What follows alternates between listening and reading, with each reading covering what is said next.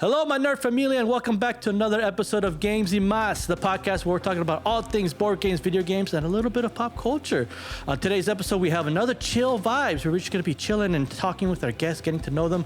I'm very excited to have Cassidy here from the Tabletop Ticker, correct? You bet. I always keep mixing it with board game ticker, but Tabletop Ticker. I'm very excited to talk to you, Cassidy. I love your content on Instagram. I love watching all your stuff that you're doing. Awesome stuff. I'm very excited to get to know you a bit more and dive deep and get educated too as well. I'm very excited to get educated and talk a little bit. Just all things board games. Let's just nerd out today, shall we? Let's just get crazy and just nerd out. And we were already kind of doing it offline, so I'm ready to do it online now here with our guest.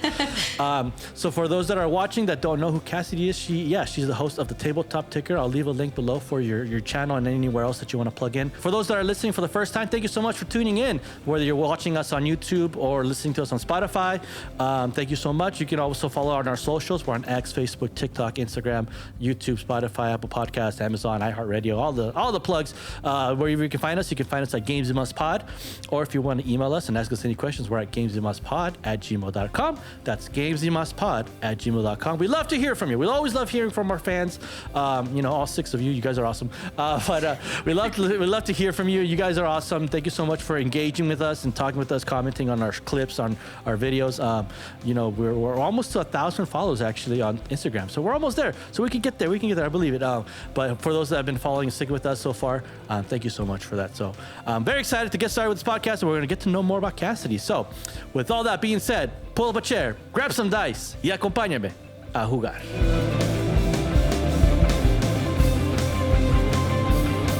Are you ready, Cassidy? Are you ready? Ready.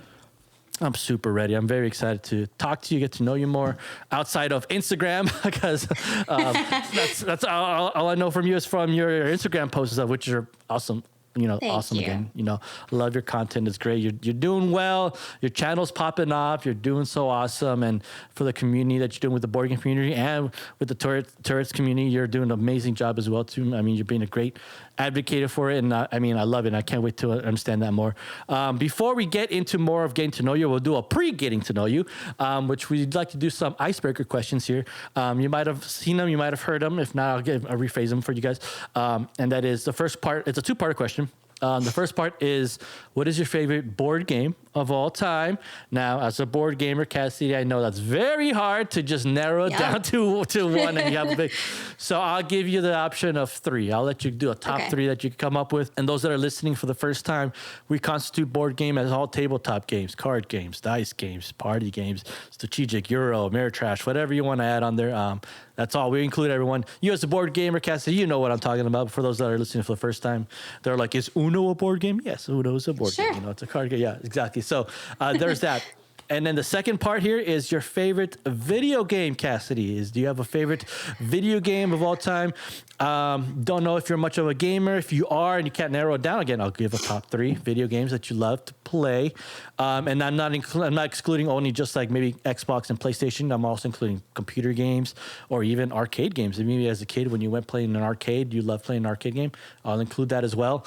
So I'm very curious to hear from Cassidy. You're going to hear first, maybe for those that are listening for the first time, you're going to hear first what Cassidy's favorite board games and video games are. I mean, feel free if you can't answer the video game one, it's okay. Or if you can't narrow it down, it's okay. We move on. But I'm very excited, Cassidy. The floor is yours. Go ahead and let us know these icebreaker questions. Awesome. I have a good story for you about the video games, but I'll get there. Okay. So my favorite board games, it's really interesting. And I'm sure we're going to talk about this, my kind of progression and journey into board gaming and how all that happened. But in the process of all that, I have found, I'll give you 3. There are 3 that I think are my favorite. Castles of Burgundy, but the special edition. Oh, okay. Special edition. And then I love the art. I think it's pretty. Yes. And agreed. I love Wonderland's War is another one. Okay. Great one. Great area control. It's a toss-up now between Final Girl and Underwater Cities. I think Really? maybe Lost Ruins of Arnak. Can I have 5? Is that fair? Go ahead. Let's go 5. Okay. Let's go 5. Yeah, let's go ahead. That's my So you top wanna 5. okay, so Lost Ruins, Underwater Cities, Final Girl, great games. You had what were your other 3? I forgot. Wonderland's War and Castles of Wonderland's War. Burgundy Special Edition. Wonderland's War is great. I love it. It's a game that I'm like on the fence about it because like it's such a big game to like set up and stuff. It is. It's a fun game to play for sure, but it's like, oh man, do I have the time to set this game up for sure? My buddy and I talked about it and we're like, is it a game worth buying? Is it? I don't know. We might actually have you back so we could talk about that game to see if it's a top shelf for a yard sale game. That'd be very interesting to see if it's worthy to be on there. Oh yeah. Castle of Burgundy, I love it. I have the old school edition. I have the Ravensburg one because that was like one of my earlier buys. I want to get the Awakened Realms version, but my wallet's like, no, you're not getting it. You're not getting that anytime soon. Yeah. It's funny because that was the very first game that I got myself that when I decided to seriously like dive into board games solo play. Yeah. And Yeah. I'd never played it before. And I was just like, I know it's expensive, but I've seen it played. I've watched it. I think I'm going to like it. And I loved it. So research pays off. Yeah, no, for sure. Yeah. So those are your board game selections, top 5. Excellent choices. I cannot argue with any of those choices. They were great. I want to hear the story, Cassidy. I want to hear this video game story they're talking about. I'm very curious. Go ahead. Okay, so I do not play video games, and there's a very good reason. I get motion sick. So whenever I watch anything like that, in any kind of like VR, any kind of 3D, any motion, any first person, whatever they're called, I will vomit. So the story around that, I will spare you the actual story, but it does involve me getting sick in a very embarrassing place when I was trying to impress somebody. So you know what? Video games are not for me, but I do enjoy some of my best friends. They play Zelda and Baldur's Gate 3 and things like that. And so I'm always around what they're playing, and it's fun because they have a good time. Yeah, we can't get you on Call of Duty because that's just crazy. Gosh, no. Yeah, all those first person super quick going everywhere. Yeah, no. No way. I get motion sickness on like roller coasters or rides, theme parks. I love coasters. I wish I could do like all the coasters in the world because I love the thrill, I love the excitement. But anytime where you're like going upside down or corkscrews, I'm just I'm about to barf. I mean, I think 3 years ago we went to Florida. My wife and I went to Florida. We went to Universal Studios and we wanted to check out the new Velocicoaster ride because I heard it was amazing. It was great. I'm like, okay, I'm taking some Dramamine pills. I'm taking putting the wrist on. I'm putting everything motion sickness. And I was fine towards the end of the ride, but at the end it does this little like corkscrew spin. I was like, ooh, I was like almost about to barf at the end of the ride. Oh my, it ruined my day. I was like, man, I just wish. I mean, and it's also me getting old too. I'm just like, I can't do this. Yeah, well, it happens to the best of us. Right. I went exactly. skydiving maybe 8 years ago, and the guy right before we jumped out of the plane, he's like, "How are you with flips, like loops?" And I was like, "Why not? Let's do it." So he goes, and I don't know if there's something about not being strapped into something that's shaking or really rough, but that's the first time in my life I've gone in flips and circles and not gotten motion sickness. Really? And now I've wanted to go and do it again ever since. Really? Yeah, it's weird. I think my risk taking, my penchant for risk taking, I will call it. I think that it kind of bleeds into some of the other reckless decisions that I make sometimes, which talking about Final Girl earlier, I cannot win Final Girl because I take too many risks. And yes. And I need to hone my strategy here. I mean, I've won games here and there, but it's really funny that the things that you discover about yourself through board games. Yeah, right. Exactly. And my lack of aversion to risk is one of the things that I've discovered about myself. You're like, I'm just going to do it. Let's just do it. And you're like, oh, great. I'm dead. I'm dead now. Don't take me to Las Vegas. Bet it all. Let's just try it. Let's just see what happens. Let's just go for it. You have a bad hand. Let's just see what happens. Right? No, I feel you. No, I'm the same way too when it comes to like, especially Final Girl or something. I'm like, I could play it safe. but let's just see what happens. Let's just move on. Let's get a little closer. Oh, I'm dead. Okay, maybe I should have listened to my other half party for that. No, definitely there. But okay, so video games not as big as Verse because of the motion sickness. Totally understandable. I can relate a little bit when it comes to like vertigo and motion sickness. I'm the same way when it comes to like rides. But there you have it, folks. There are the icebreaker questions here for Cassidy, her favorite board games, and then a little bit of some dipping the toes on the video games, not to get too crazy with Zelda and a couple other games like that. But thank you so much for sharing. I appreciate you for sharing that and stuff. But I'm also very excited to just get to know you more about Cassidy, get to know more about your channel and then a little bit more about Tourette Syndrome. I don't know, is it Tourette's or Tourette? I can't. Tourette, yeah. So it's Tourette Syndrome, exactly. Tourette Syndrome. I'm very excited. Those that are listening, I do want to apologize in advance. I'm not a big expert on Tourette Syndrome. I don't know much about it. Like I was telling you, Cassidy, the only thing I know, my knowledge is like from what I've seen from movies in Hollywood. And you know how Hollywood likes to glamorize things and make them fake. So I want to get the real, what's it like? What's the real stuff from you, Cassidy? I'm very excited. And I'm doing this just because I want to be educated. I want to know. I'm very curious and I want to be more aware of it. And I want to see how I can be more of a support with this stuff. And, yeah, I'm very curious guy. A lot of the reason why I created this podcast is because I just want to talk to people and I'm very curious. I want to know. I want to like hear stories here, get more knowledge. So for those of you that are listening that, maybe have been diagnosed with Tourette syndrome and stuff like that, maybe you can also let us chime in on the chats. Let us know, your expertise on it. I'm very curious to know about this stuff. But before we get into that part, I'd like to know more about the creation of your board game journey. Cassidy, what got you into board gaming?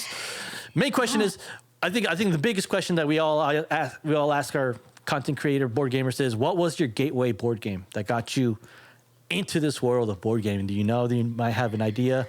What do you think? Yeah, I think it's either Hogwarts, the Battle for Hogwarts, or Hogwarts Battle, or Everdell. It's one of those two. And it's funny because those two mechanics, deck building and, three, I guess, but deck building cooperative for Hogwarts Battle, and then worker placement and resource management for Everdell. And I guess that's tableau building as well. But all of those are jargony words. If you are new to board games, just... you know what? We can talk about that. But bear with us a little bit. Yeah. Bear with us a little bit.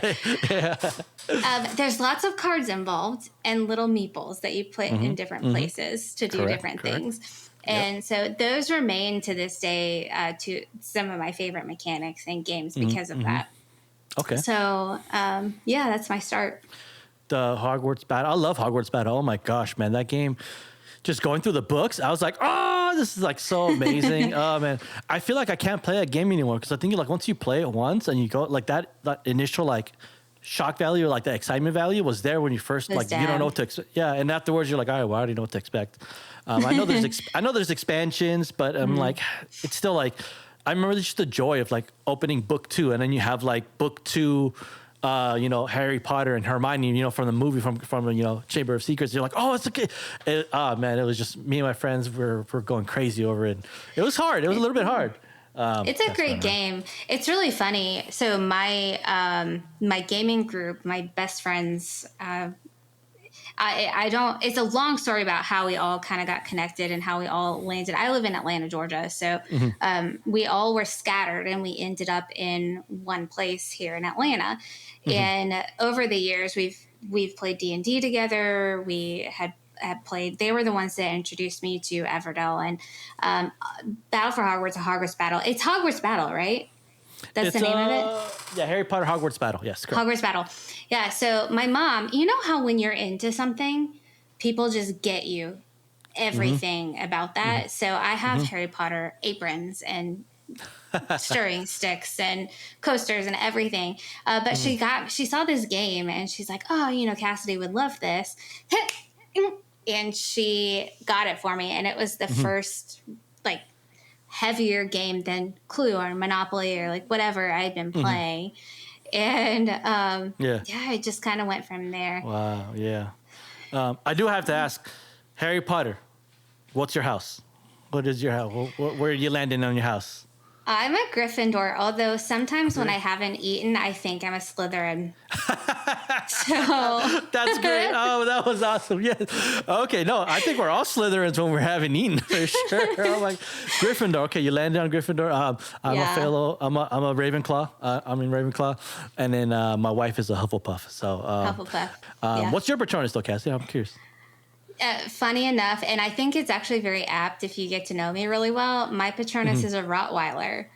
A Rottweiler, really? A Rottweiler. Yeah. Okay. So okay.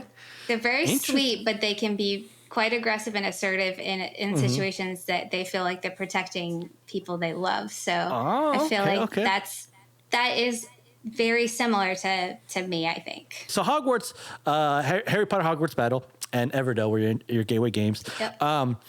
When did you feel like it was when you were deep into the board game, life and community that you felt like, okay, I want to start sharing this with people. I want to start sharing my love for board games.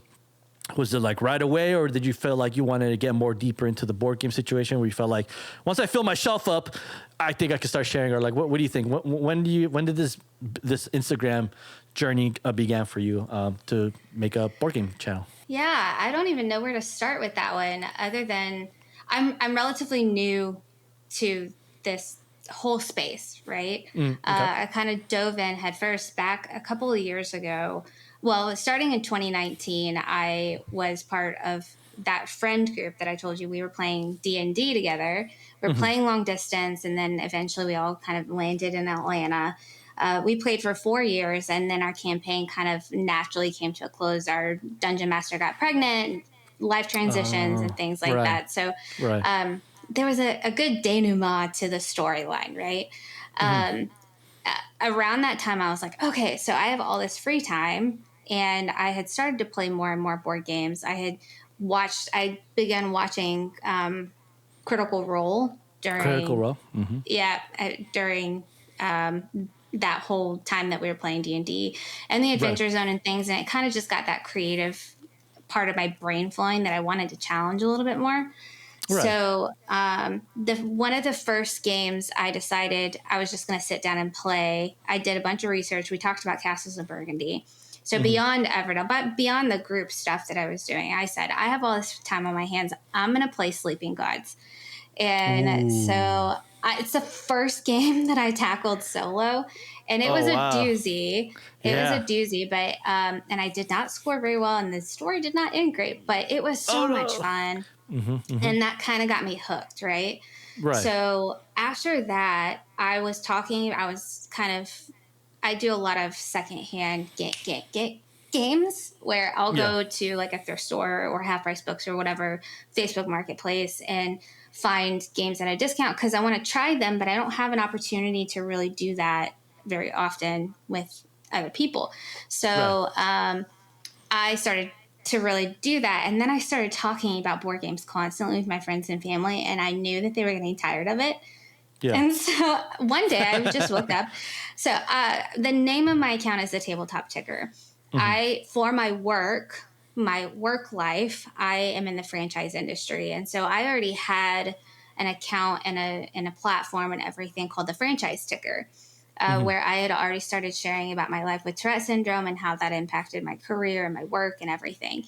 And I just said to myself, I'll just start posting about these board games for myself, and I will use that as an outlet to stop pestering everybody I love about this game that I'm playing or this new thing that I got.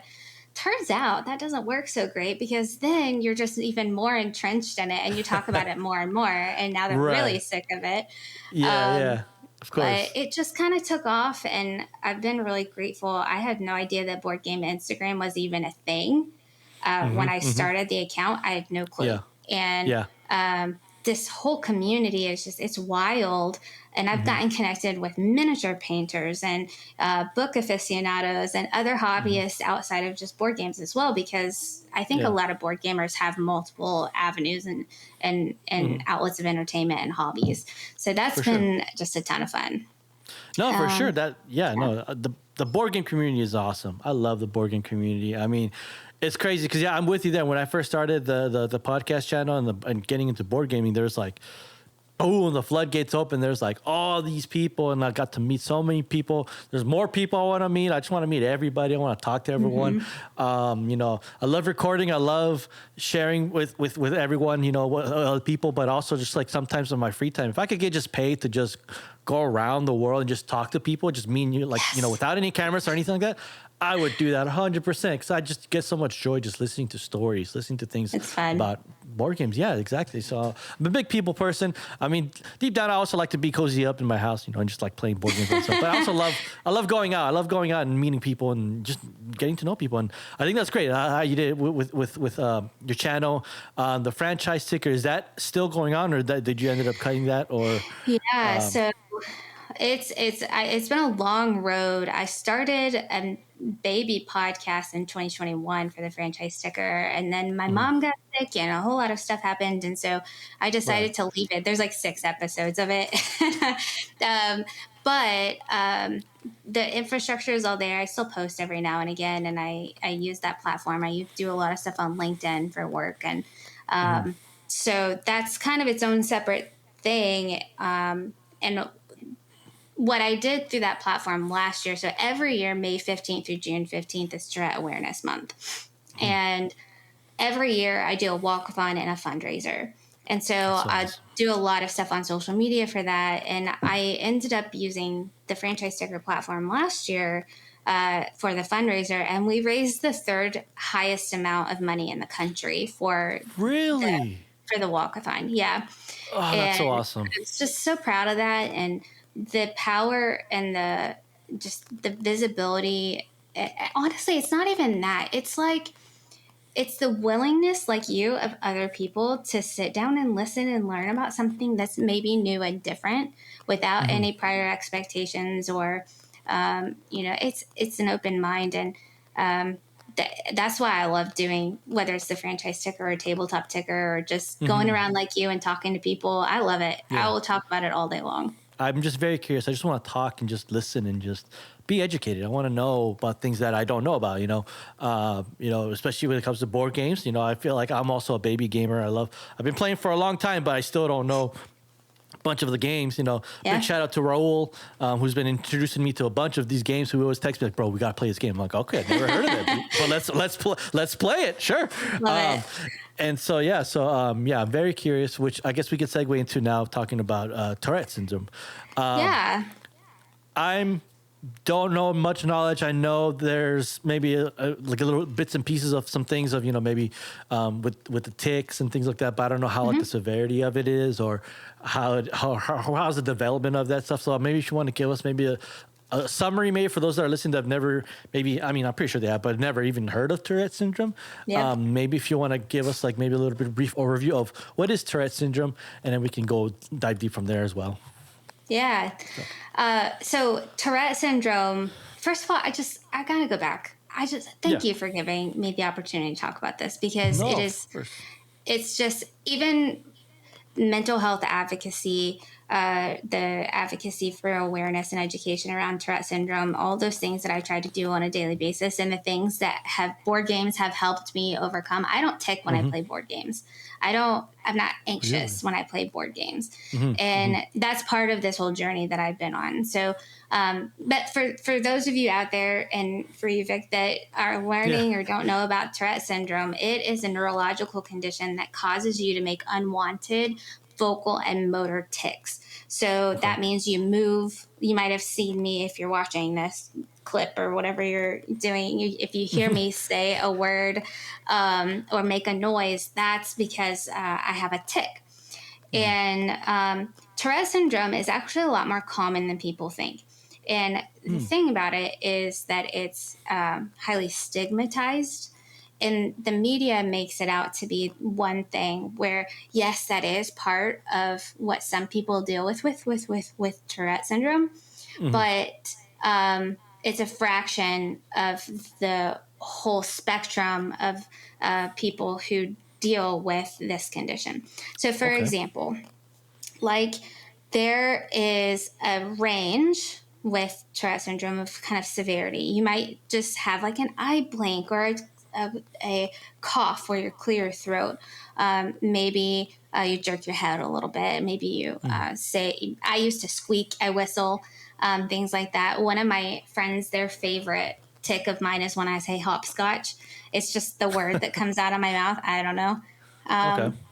But all the way to a very disabling form of Tourette's where maybe you can't really function as easily and I don't know the right word, with it really impedes your daily life and your quality of life, where you may have falling tics or paralytic tics or things where you can't communicate very easily.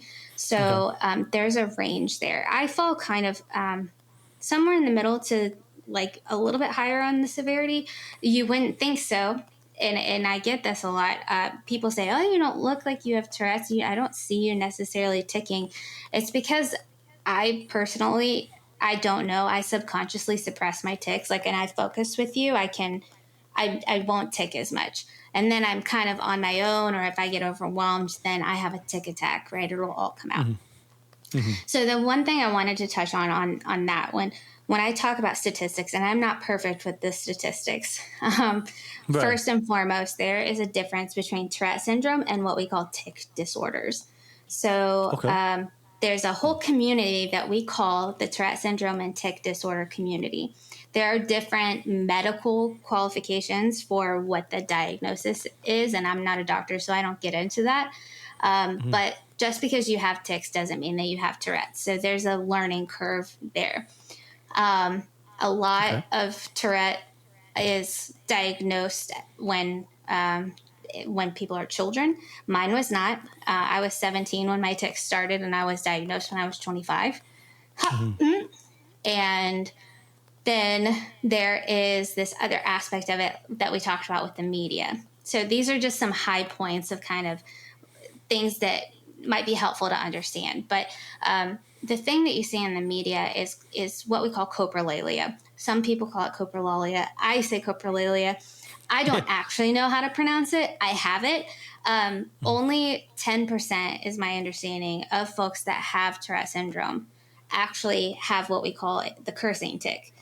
And so you might see people like Balin, I think Balin Dupree is her last name, Balin Out Loud on TLC, or there's other folks that are in social media, or jokes that are cracked in movies and things like that. But those are on the severe end of things, and it's not applicable to everybody. So if you ever hear me, this is kind of funny. So I always have to remind myself that I have a family channel and I can't cuss anyway. But I also add that extra level on there of having the cursing tic. So if you ever hear me say fart, fart, fart, fart, fart, fart, fart, it's because I am trying really hard to not drop an F-bomb. Or like if you see me snap or point or twist my wrist, it's because I have the urge to punch something, and that's a tic. So it's a very complex condition. And there's what we call co-occurring conditions that come along with it, like OCD and ADHD and sleep problems and behavioral issues. And so it only adds to the complexity level. And there's no cure for it. So we're just doing a lot of studying, which is why I like to bring awareness to all this. So that's a very long answer to that question, but I hope that's helpful. You just blew my mind with all that information. I mean, that was, first of all, thank you so much for just being willingness to share it. So like, I know maybe some disorders, some are kind of, maybe people are a bit embarrassed about it or kind of don't want to talk about it or awareness. You're brave. I admire you for that. You're awesome for that. I love that about you, that you're just willing to advocate and just bring more awareness to it.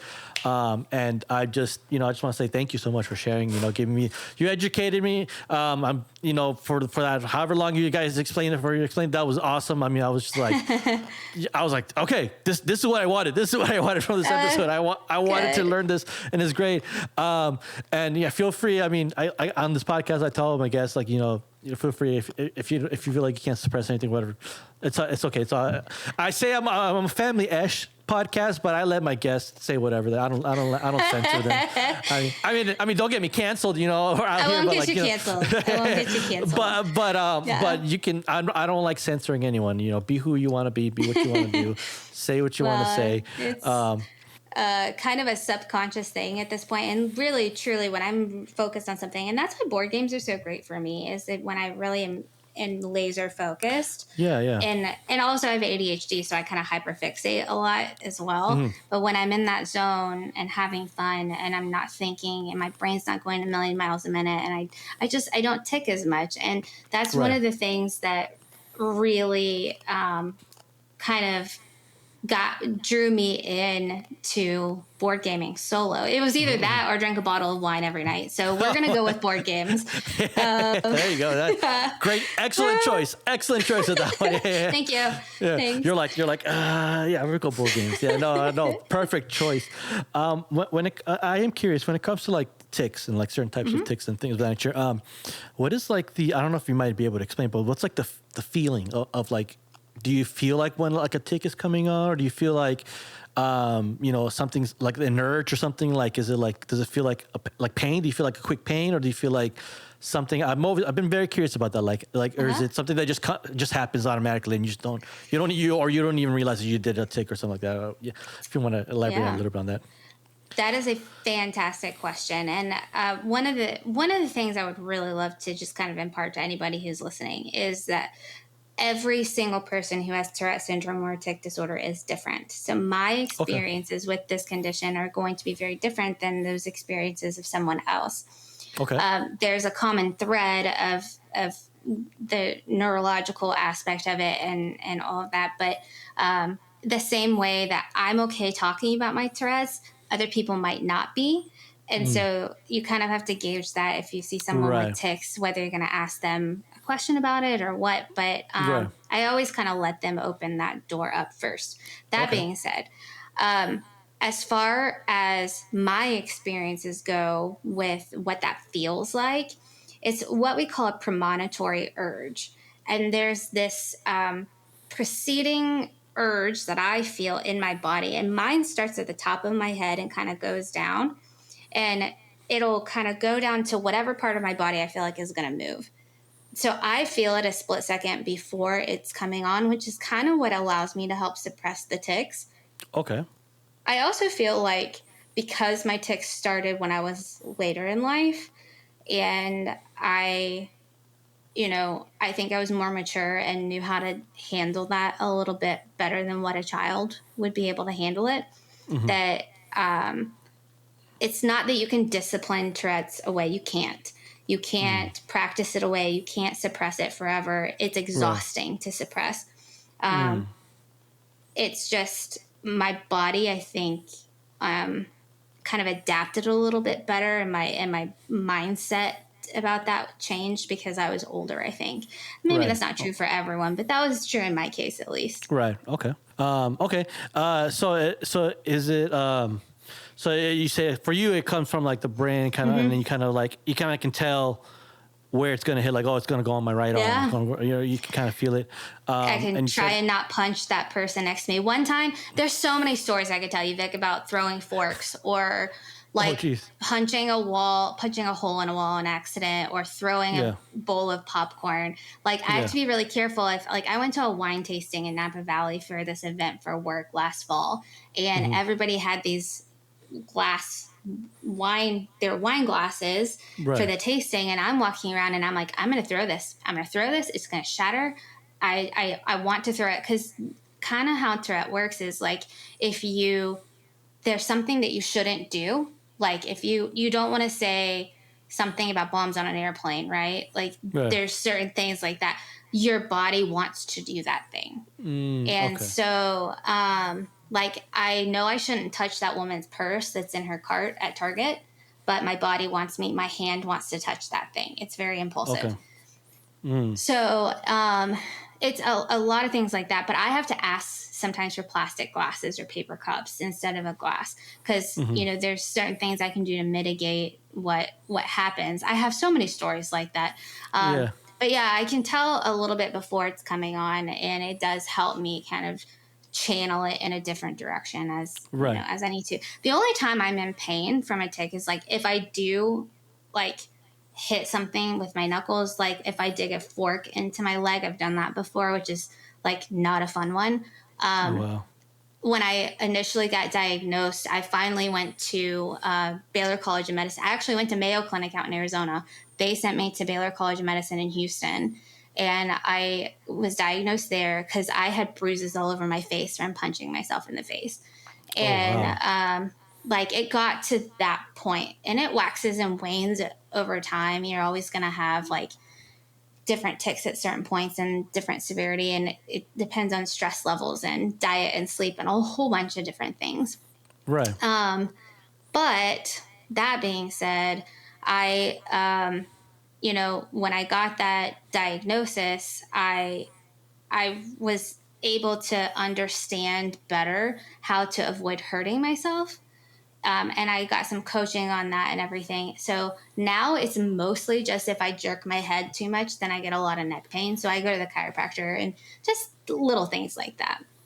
Wow. So Okay. Wow. Okay. Interesting. Wow. That's very interesting to hear that. Yeah. So it's like, is it like a thought in your brain to just like involuntary thought that's telling you like, I need to do this. I need to do this. And then yeah. like, it is like kind of like a battle between you and that thought to say, no, I don't want to do this, to the point where like it just kind of takes over and then you end up doing the tick or the involuntary motion. Sometimes. Sometimes. Okay. Yeah, sometimes. And then sometimes you just do it and you're not thinking about it and you can't control it and you can't stop it. That's the Got you. most of the time that's what happens. Okay. It's really important for people with Tourette, and this is going to be the case for anybody. I think self-care, everybody's so sick of hearing that phrase, self-care, or like treating, Yeah. like taking care of your own mental health or whatever it may be. Yeah. We need rest, we need good diet, we need exercise, we need to find safe, quiet spaces sometimes to not be Yep. overwhelmed. Yep. All of those things apply to everybody, not just people who have Tourette syndrome. It Right. just exacerbated with someone who has a neurological condition that kind of makes those good and bad stressors have a greater impact on their body. You said that there was no cure for Tourette syndrome as we're speaking. Has there been any developments with it? At least, like, has there been like maybe like medicine that's been created to kind of help you with the suppression of ticks, or has there been maybe some type of therapy or some type of things that have been researched on that that have been advancements to the condition, or is it kind of still we're still kind of up in the air trying to figure things out a little bit? Yeah. So the reason why there was an 8-year gap between the time that my tics started and when I was diagnosed is because there wasn't a lot of research out there about adults with Tourette syndrome. And that's still lagging behind. Okay. Because the focus is a lot on children. There's so many reasons why I fight so hard for and I advocate for education and awareness about this condition. We have a shortage of physicians who know about it and are Wow. available to treat it, and those that are available to treat it and have the expertise usually focus on children. Right. The funds and the federal grants that we're getting are being cut. So research Oh money wow. is really hard. Sometimes the Tourette Association of America does a great job in doing fundraisers and channeling, all the funds into research programs and resources for families and adults that have Tourette's or children with Tourette's. But it is one of those things that I'm forgetting your original question because I get off on a I get No, on no, my no. soapbox about this. It means so much to me. No, The please. advancements. Yeah, yeah. Yeah. So, but over time, that has gotten better as far as research and developments. There are some folks in my Tourette support group who were diagnosed in the 1970s. Their experiences in the 70s versus what I experience today, massively different. And Right. that's because leaps and bounds have been made in scientific discoveries about this condition and related conditions. The thing Yeah. is, if we don't continue to focus on that and advocate for it, we're going to go backwards. And Right. No, for so, sure. that's why it's so important. There are medications that you can take. I do take medications for my Tourette, but it's more along the lines of like treating my ADHD so that I'm not as stressed and my tics aren't as bad, things like that. Got you. there are some medications that can slow your motor functions enough for you to kind of maybe prevent that tic from being as severe. You can get Botox injections. There are some experimental procedures that are being tested right now. There is no cure, but you can attempt to treat the symptoms. I would say a majority of people choose not to do that because the side effects of those things and the ramifications of some of those treatments sometimes can be worse than the condition itself. No, yeah, of course, definitely, yeah, no, Yeah. definitely, yeah, yeah. Sometimes it's just best to deal with it as much as you can, rather than take the risk of getting some side effects or some things that are, could harm you along the way. For sure, I agree with that. Thank you so much for sharing that as well. I mean, yeah, you're literally blowing my mind, Cassie, with all this information. I love it though, and never apologize for being so passionate about it and going off topic, because I love it. I love it when you just want to share and share and share, and I'm here to just take, soak it in. And so, like, all the information, bring it on, girl, bring it on. I'm ready to bring on everything that you wanna. I love it. I guess, I don't want to hold you up more on time here, but I guess one of my final questions would be, as someone that's, as like, for instance, we're having a conversation or something like that, we're aware that you have Tourette syndrome or something. Like, what is something that, as someone that doesn't have it, could be more sensitive about or something like that? For instance, like, let's say you do have like a certain tic or something while we're conversating. Is it something like, do you want me to just pause and help you out when we're like, let's say, like, in everyday life? I guess what I'm trying to say. Like, let's say I'm having a conversation with someone that I know and they have a tic. Do I just kind of just carry on like nothing happened, or do I let them, allow them to, have their little tic and then come back and we can conversate, or do I help them out if they're in mid conversation? What are some good like mannerisms and etiquette that we can, us as that aren't diagnosed with it, that we help you guys out as well to make you feel not awkward? I know, like you said earlier in the pod, how like some people are maybe, self-conscious about it or are not as open about it. Something that we could be more aware of that. I'd love to. There it is. I'd love to. There it is. Yeah. It's really interesting. I've never watched an episode of Survivor in my life, right? The television show Survivor. Mm-hmm. I think the host's name is Jeff Probst. I think that's his name. He's been doing it for a million years. Yeah. Right. There was a contestant, I think, on this last season of Survivor who had a stutter. And Jeff kind of stopped because this contestant was being interviewed and he had a hard time getting his words out.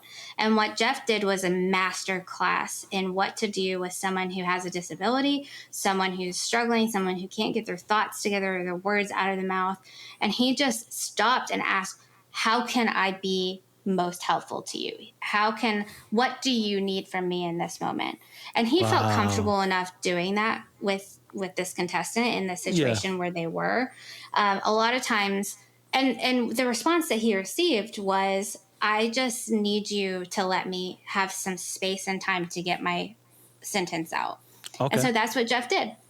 A lot of times with people who have Tourette syndrome, like we talked about, they're not always going to feel comfortable discussing the fact that they have Tourette. They may not know. I think 1 in 50 school-age children either have Tourette or a tic disorder, they say. And that's a fraction. They think it's massively underdiagnosed because a lot of kids that will have a tic, they go to an allergist because they have a sneezing tic or a coughing tic or an eye blink. Things like that, they get misdiagnosed. So they may not even know that they're ticking. And if you bring it up to them, it could be a very sensitive subject. Yeah. So there's a time and a place for everything, and you kind of have to gauge your comfort level with that person. Sometimes doing that privately, just asking a question and being like, hey, I noticed this, but like, how can I help you? Right. That's one thing to be sensitive to. Don't crack Tourette's jokes. That's another one. If I had a dime or a dollar for every time someone said, oh, I can curse, like I have Tourette's, I just can, that kind of thing. It's not funny to someone who can't control it. Yeah, for sure. I can crack jokes about it, but I have Tourette syndrome. So, and then you're allowed to.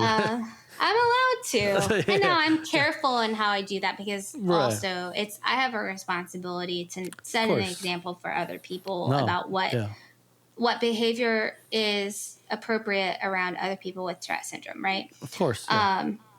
I wrote an article on LinkedIn. If anybody's on LinkedIn, it is, I forget the title of it. I think it's What Not to Do when you meet someone with Tourette syndrome or something like that.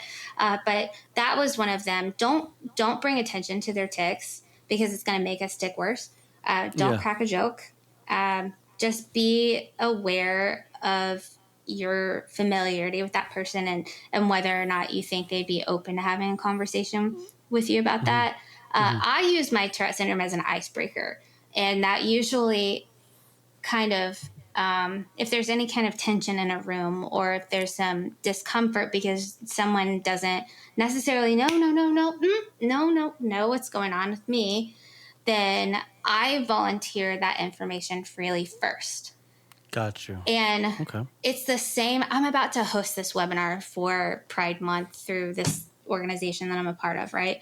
And this webinar is all about creating safe spaces. And it's not just for LGBTQIA plus people. It's not just for folks who are from different backgrounds. It's not just for folks with disabilities, but like that idea of creating a safe space where someone feels like they can come and talk to you about something is so important. And having an open mind. So yeah, those are the big things, I think. Awesome. No, thank you so much. Yeah, I'm always very, I always want to know, what are the best areas to approach this, especially when it comes to Tourette syndromes, like I said, especially areas that like I'm like unfamiliar with. I get so intimidated with that stuff because I was like, okay, how do I do this? Like, I don't want to like, I mean, you know, I don't want to offend anyone or anything like that. You know, I mean, not to say that like I'm like tiptoeing out on everybody, but also like when it comes to like, you know, a lot of things like sensitive materials of that stuff of nature. I mean, I'm always very curious. I always want to be as respectful as I can be, you know, and, you know, I'm very educated. Like I said, I want to know more. I always want to know more. You know, for someone that always wants to know more, I don't even read a lot. So I don't know. I should probably start reading some more. That's hilarious. I'm like, I want to know knowledge, but I never read. No, well, but you learn from people. That's how you learn. Like that you soak that up and you kind of take that in by osmosis. But the thing, if I can leave you with anything, honestly, if you are approaching, it's the same way with any person that you feel is different from you and you're different from them. Yeah. How would you want someone to approach you about something that may be obviously different from what they are, you know? Right. How would you want to be approached? And keeping that in mind, don't be afraid to get it wrong, because the folks who are out there who are willing to help you learn, and there's a huge responsibility on you to educate yourself, right? It's not my responsibility really to go out there and tell you all about Tourette's. I do that because I want to. But I, as a person, I, as a human being, if I want to connect with other people, then I have to put forth that effort and that understanding and that desire to learn now, and that to bridge that gap. That's the same with Tourette syndrome. But all that to say is, don't be afraid to get it wrong. Don't be afraid to say the wrong words. Don't be afraid to put yourself out there, because that's how you learn. And if you don't get it wrong, sometimes you'll never get it right. So it's really important to just keep trying, you know, and things evolve. So one day, like for autism, for example, they don't use the term Asperger's anymore. It's all autism spectrum disorder, or, you know, things evolve over time for a lot of different good, bad, whatever reasons. And so you're always going to be learning. It's always going to be changing. There's, you know, we're all going to get it wrong at some point. Don't worry about it.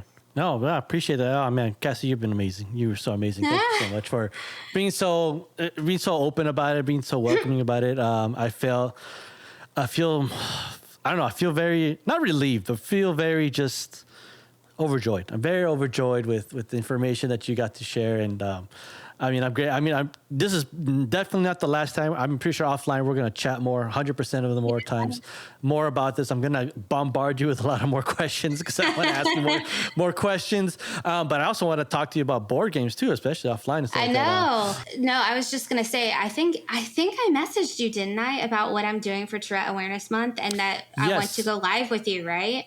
I would love that. 100%. We can talk more about board games then. So I'm having content creator come on with me every day on Instagram Live from May 15th through June 15th to talk about different topics. It's not even about Tourette's necessarily. It's all about board games. So, and getting to know the different folks in the community. And we're walking and talking because I'm doing this walkathon. So we'll have plenty of opportunities to talk and chat more about board games. Yeah, I love that. I mean, first of all, I am honored that you want to have me on. I'm honored that you consider me a content creator because I'm just a nobody here. No, you're not. I'm just a guy who just loves talking with people, just happens to post that. I don't consider myself a big timer or anything like that. I mean, nor that I think I ever want to be honest. I just want to be more... Honestly, I'm not dying to post every single day. I'm just doing this for fun. Mostly I'm just using this as an excuse to meet people like you, Cassidy, and people like all these people. I need friends. I need more friends. I want more friends. I'm honored. I'm very honored, Cassidy, that you want to be. And 100% yes, count me in. Whatever you want. Let's make it happen. I'll walk and talk with you. I'll go around my block. We'll start walking. We'll start live talking. I'll do it. I'll do it with you. Whatever you want to do, we can get creative with it. I'm very excited. As we're rounding off this podcast here, Cassidy, we're about an hour in, and an hour of amazingness that we got to talk to, get to know you more about spreading the awareness of Tourette Syndrome. Anyone that's been listening and stuck with us so far, hopefully this has been very educational to you guys that may have not known as well. Leave a comment below. Let us know what you've learned, maybe, or something that you know someone that has it or something like that you want to share some experiences or some things that you want to add on to this conversation. We'd love to hear that as well. And for me, thank you so much for that. Apologies if I wasn't super well versed in it. I mean, I'm here to learn. Here, you've been a great, phenomenal teacher. I love nerding out with you. It was so much fun nerding out with you, talking about board games. Do you have a BGA account by any chance? I do. I am a novice on BGA, but it is Tabletop Ticker. So you're more than welcome to come find me. And the same thing on Instagram. If you are listening to this and you have more questions, or you can visit Tourette.org, which is the Tourette Association of America's website. But also just shoot me a DM. Connect with me on Instagram. I mean, Vic, you and I are the same. Like, this is just fun stuff. Like, I'm in it to connect with people and be a part of this community. And like I said, I didn't even know Board Game Instagram was a thing. It just kind of happened. And so it's been a lot of fun, and I would love to talk and answer any questions that anybody has. No, for sure. And on behalf of, I'm not speaking for everyone, but on behalf of our side of the board game community, we want to say that we love having you here, Cassidy. Welcome to the board game community. You're awesome. You're amazing. Can't wait to see your channel grow. See, I just love people that are, popping off and getting big. You're popping off. You're getting there. You're getting the awareness. And and just know that I'm behind you, rooting you. I'm gonna be your hype man for sure, 100%. Cassidy, I love hyping people up. It. You already kind of started talking about it, but I wanted to see if you wanted to do any more plugins of anything that I can help you with. That I add. You already mentioned your Instagram channel and Tourette's.com or .org. Was it .org? Yeah, or .org. Tourette.org. Tourette.org. Is there anything else you'd like for me that I can? Obviously, I'll ask you for the links afterwards, but that I can plug in for anyone that's listening that wants to be curious to know more, or any projects you're actually working on or something like that you'd like to share. The floor is yours here as we're closing off this podcast. Go ahead, Cassie. What you got for us? Thanks. I did kind of tap into kind of all the things I have going on with the IG lives that are going on for May 15th through June 15th. It's a fundraiser and a walkathon that I'm doing, and I'll have links in my Instagram to all of that. The other thing that kind of overlaps with Tourette Awareness Month is Mental Health Awareness Month, which is the whole month of May, from May 1st to May 31st. And so along with the idea, and I just want to put this out there, along with the idea that if you have any questions about Tourette syndrome, I mentioned that there's co-occurring conditions with Tourette's that could be everything from, anxiety, depression, bipolar, OCD, those types of things. Don't be afraid or don't hesitate to reach out and ask me questions about that as well. And I can be a support network. And if I have resources that I know of, I can send those out to you. So I just want to be a resource. And that's the last thing I wanted to touch on. Awesome. No, thank you so much for being willing to share anything that you want to share and stuff, and resources that you want to share. Those are listening. Yeah, please. I'll leave the links below in the description for wherever you're listening to, on Spotify, on YouTube. I'll even do clips. We'll post some clips on socials as well. please follow those links. First of all, give her a follow. Give her a follow on Tabletop Ticker. She's awesome. She's great. And that's the best way to contact her on her DMs. Let her know any messages any questions that you have. And then I'll leave more links below for you for more information, resources that I think you guys should go ahead and check out. I'm definitely going to be checking those out. I'm going to be researching more. I'm very curious about it. It's always something that I've always been curious about as well. And I'm honored and blessed to be able to have the moment here to chat with you, Cassidy, about that. Thank you so much, Cassidy. Thank you again so much for coming on the podcast. I'm very excited that we got to do this, and actually even more excited that for the future, for the live. Stay tuned for the live. Stay tuned also for more episodes. Cassidy, I want to have you back. I want to talk some more detailed. Let's talk some more specific board games. Yes, let's do it. I'm so excited. Thank you so much for sharing about the mental health awareness. Quick plug into some of my fellow friends at Co-op Chronicles. They're a fun video game, true crime. They talk about everything, pop culture. It's 3 of them. Shout out to you, Black Label, Pint Size Geisha, and Azali. They actually did an episode on mental health as well, but mental health and video games and how does that correspond and stuff. And nice. They're awesome. I can't wait till that episode. I think that episode dropped, so I want to listen to it. Shout out to you guys. Thank you so much for doing that as well. I'm very excited. I'm sure they have some good stuff there. But Cassie, thank you again so much. We'll go ahead and we'll let you go here. And thank you so much for just chatting with us. Getting to know you. Hopefully we anyone that has been curious, you've answered some questions. You've answered a lot of my questions for sure. And so I'm very honored. So Cassie, thank you so much. Thank you. 100 times. Thank you so much for sharing and getting to know you. Looking forward to a wonderful friendship here and more episodes to come. So with all that being said, guys, nos vemos para la próxima.